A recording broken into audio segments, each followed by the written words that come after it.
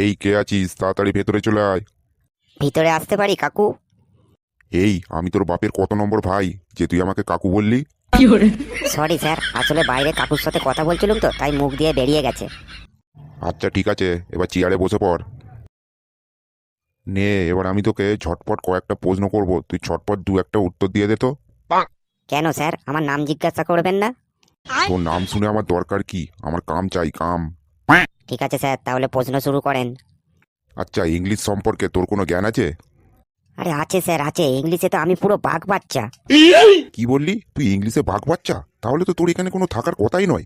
যা যা, তুই সুন্দরবনে চলে যা। আরে না না স্যার, আমি বলতে চাইছি আমি ইংলিশে পুরো জাহাজ। আবার তুই জাহাজ? তাহলে তো তোর তো এখানে কোনো থাকার কথাই নয়। তোর তো সমুদ্রে থাকার কথা। যা যা, তুই সমুদ্রে চলে যা। আরে স্যার, আপনি তো কোনো ব্যাপারটা বুঝতেই পারছেন না। মানে আমি বলতে চাইছি আমার ইংলিশে প্রচুর জ্ঞান, মানে প্রচুর প্রচুর প্রচুর জ্ঞান। আচ্ছা, মানে তুই বলতে চাইছিস তোর ইংলিশে প্রচুর জ্ঞান। ঠিক আছে, বলতো তাহলে গ্রামার কাকে বলে? স্যার এত সহজ কোশ্চেন, মানে যেসব মানুষরা গ্রামে থাকে তাদেরই গ্রামার বলে। গ্রামার হচ্ছে দুই প্রকার, বাংলা গ্রামার, ইংলিশ গ্রামার। যেসব মানুষ বাংলাদেশের গ্রামে বাস করে তাদের বাংলা গ্রামার বলে, আর যারা লন্ডনের গ্রামে বাস করে তাদেরকে ইংলিশ গ্রামার বলে। কি বললি? যেসব মানুষ গ্রামে বাস করে তাদের গ্রামার বলে, আর যারা লন্ডনে বাস করে তাদের ইংলিশ গ্রামার বলে?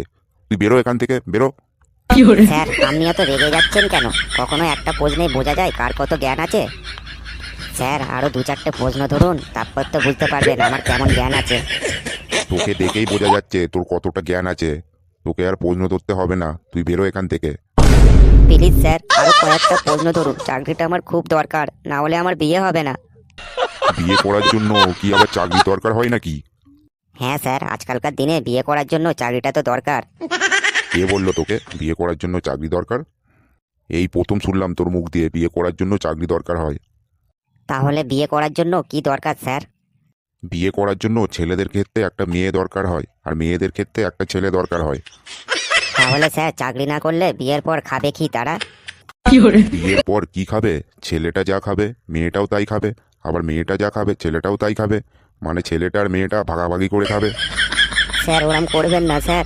স্যার আপনার পায়ে পড়ছি স্যার, চাকরিটা আমার খুব দরকার স্যার। এই একদম আমার পায়ে হাত দিবি না। আমি আজকে রাস্তায় কুকুরের গু মারিয়ে এসেছি। আমার পায়ে হাত দিলে তোকে এক্ষুনি চান করতে হবে। ও স্যার ওরম করবেন না স্যার। স্যার আরো দু একটা কোশ্চেন ধরুন না স্যার। ঠিক আছে, তুই যেকালে এত করে বলছিস তাহলে তোকে আর দুটো কোশ্চেন ধরি। আচ্ছা বলতো, দ্বিতীয় বিশ্বযুদ্ধ কবে হয়েছিল? স্যার প্রথম বিশ্বযুদ্ধের পরে দ্বিতীয় বিশ্বযুদ্ধ হয়েছিল। তুই কথাটা ঠিকই বলেছিস, কিন্তু কোন সালে হয়েছিল ওই সালটা বল। স্যার আমি হচ্ছে খুব শান্তপ্রিয় মানুষ, ওইসব যুদ্ধ টুদ্ধ আমার পছন্দ নয়, তাই আমি ওই সাল ফাল মনে রাখি না। কি বললি? তুই শান্তিপ্রিয় মানুষ? ঠিক আছে, তাহলে এখানে আর অশান্তি না লাগিয়ে তুই এখান থেকে তাড়াতাড়ি কেটে পড়। কেন স্যার, এইখানে অশান্তি লাগবে কেন? তুই যে অ্যান্সার দিচ্ছিস তাতে অশান্তি লাগতে আর বেশি দেরি নেই। তাই বলছি এখানে অশান্তি লাগার আগে ভালোই ভালোই এখান থেকে কেটে পড়। স্যার আর একটা প্রশ্ন, আর একটা প্রশ্ন ধরুন স্যার, মাত্র আর একটা প্রশ্ন, প্লিজ স্যার প্লিজ। আবার আর একটা প্রশ্ন?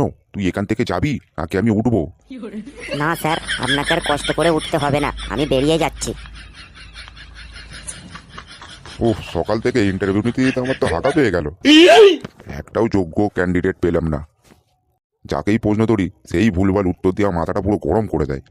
আমার প্রেশারটা বাড়িয়ে দিয়ে চলে যায়। এই মদন, বাইরে কেউ আছে কি দেখ তো, তাড়াতাড়ি পাঠিয়ে দে। এই তো স্যার চলে এসেছি। হ্যাঁ, সে তো আমি দেখতেই পাচ্ছি। বসবো স্যার? হ্যাঁ, ওই চেয়ারটা তো তোমার জন্যই রাখা হয়েছে, বসে পড়ো। বলুন স্যার কেমন আছেন? আমি তো বরাবরই ভালো থাকি। তুমি কেমন আছো বলো, তোমার প্রিপারেশন কেমন? স্যার রেশন তো খুব ভালোই দিচ্ছে, চাল দিচ্ছে, আলু দিচ্ছে, ডাল দিচ্ছে, তেল দিচ্ছে, ময়দা দিচ্ছে, বিস্কুট দিচ্ছে। স্যার রেশন খুব ভালোই দিচ্ছে স্যার। আমি তোকে ওই রেশনের কথা বলছি না, আমি তোকে বলছি তুই কেমন প্রিপারেশন নিয়েছিস। মানে তুই ইন্টারভিউয়ের জন্য কেমন প্রস্তুতি নিয়েছিস সেটা বলছি। ও এই ইন্টারভিউয়ের জন্য প্রস্তুতি, সেটা আগে বলবেন তো। এই ইন্টারভিউয়ের জন্য আমি স্যার 20 বছর ধরে প্রস্তুতি নিচ্ছি। কি বললি? তুই 20 বছর ধরে প্রস্তুতি নিচ্ছিস? আরে আমার এই কোম্পানিটাই তো হয়েছে মাত্র 5 বছর, আর তুই 20 বছর ধরে প্রস্তুতি নিচ্ছিস? এখানে গুল মারার আর জায়গা পাস না। সরি সরি সরি স্যার, আমি ওই 5 বছর বলতে গিয়ে ভুল করে 20 বছর বেরিয়ে গেছে। শোন, আমি কিন্তু তোকে আগেই বলে দিচ্ছি, আমি কিন্তু ফাজলামি একদম পছন্দ করি না। স্যার আমিও না। ঠিক আছে ঠিক আছে, এবার তোকে আমি কয়েকটা প্রশ্ন করছি, তুই তার উত্তর দিতে পারলে তোর চাকরি একদম বাঁধা। ওকে স্যার, আমি একদম রেডি। তুই কিসের জন্য রেডি? স্যার চাকরি করার জন্য আমি একদম রেডি। আগে থেকে এত এক্সাইটেড হয়ে লাভ নেই, আগে ভালো করে চাকরির ইন্টারভিউ দে, তারপর চাকরির কথা ভাববি। ঠিক আছে স্যার, ঠিক আছে, আপনি জলদি জলদি ইন্টারভিউ শুরু করুন, আমার আর তস হয়েছে না। তুই আগে বল, তুই আমাদের দেশ ছাড়া আর কোন কোন দেশের ভাষা জানিস? মানে তুই বিদেশি ভাষা কি কি জানিস? স্যার বলছি কি, চাকরিটা তো পাহারাদারে, তার জন্য আবার বিদেশি ভাষা জানতে হবে? বলছি চোরগুলো কি সব বিদেশ থেকে আসবে যে আমাকে বিদেশি ভাষা বলতে হবে? সেই চোরগুলো বিদেশ থেকে আসুক আর দেশ থেকে আসুক, তোকে অন্তত 3-4টে বিদেশি ভাষা জানতে হবে। ঠিক আছে স্যার, ঠিক আছে, বলুন কোন কোন ভাষা বলতে হবে। তোকে আমেরিকা, রাশিয়া আর চীনের ভাষা জানতে হবে। স্যার আমি তো রাশিয়া, আমেরিকা, চীনের ভাষা জানি। ও তুই জানিস? ওই দেখি তাহলে বল তো। স্যার আমি তাহলে প্রথমে রাশিয়ার ভাষা বলছি। দোষ দূর ইরাদা ইরাদা উড়াদা দোষকুর ফুরফুর চুরচুর। স্যার এবারে চাইনিজ ভাষাটা শুনুন। চুং চুং চিং চাং চিনি চিনি ভাই ভাই চুং চুং পিং পিং চাং চুং চিং চিং চুং। স্যার এবারে আমেরিকার ভাষাটা শুনুন। আরে তুই থাম থাম, তোকে আর আমেরিকার ভাষা শোনাতে হবে না, না হলে তোর দাঁতগুলো এবার সব খুলে পড়ে যাবে। স্যার এবার তাহলে আপনি শুধু প্রশ্ন করে যান। আচ্ছা তুই বল তো, যারা জলে বাস করে আবার ডাঙাতেও বাস করে তাদেরকে কি বলে? স্যার যারা জলেতেও বাস করে আবার ডাঙাতেও বাস করে তাদের উপচর পানি বলে। ঠিক আছে, তুই একটা উপচর প্রাণীর নাম বল তো। স্যার জাহাজের ক্যাপ্টেন, মানে জাহাজের নাবিক। কি বললি? জাহাজের নাবিক?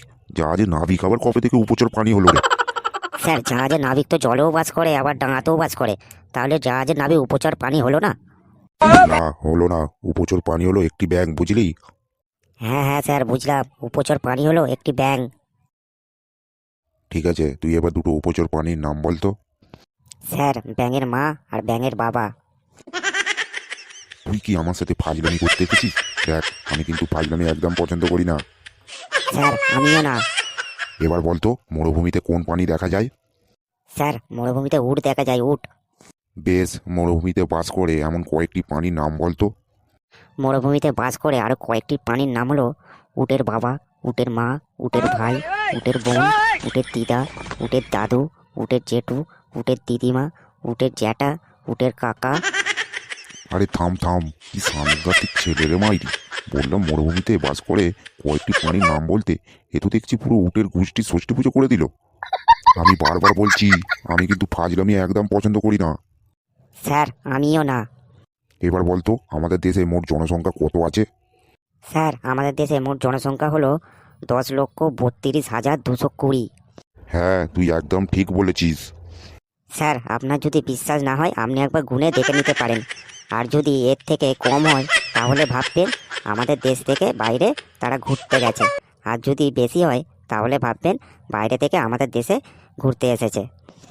তুই কি তখন থেকে উল্টো পাল্টা বলছিস বলতো? তোর কথা আমি অনেকক্ষণ ধরে মুখ বুজে সহ্য করছি। তুই কি ভেবেছিস যেটা মুখে আসবে সেটাই বলে যাবি? যা, তোর চাকরি এখানে হবে না, তোর চাকরি ক্যান্সেল। তুই আমাদের কোম্পানিতে 100 বছর ধরেও চাকরি পাবি না। তোকে চাকরি দিলে দেখছি আমার চাকরিটাই চলে যাবে। যা, তুই বেরো এখান থেকে। আমারও দরকার নেই আপনাদের এখানে চাকরি করার, সামান্য একটা পাহাড়াদারের চাকরি, তা আবার কতগুলো প্রশ্ন। রাখুন আপনার চাকরি আপনার কাছে, আমি চললাম। বেরো তুই এখান থেকে, বেরো আগে।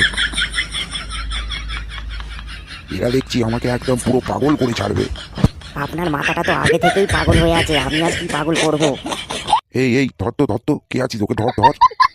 তো বন্ধুরা, ভিডিওটি কেমন লাগলো অবশ্যই কমেন্ট করে জানাবেন, আর ভিডিওটি সাবস্ক্রাইব করতে ভুলবেন না, আর বেশি বেশি করে লাইক কমেন্ট শেয়ার করে দেবেন।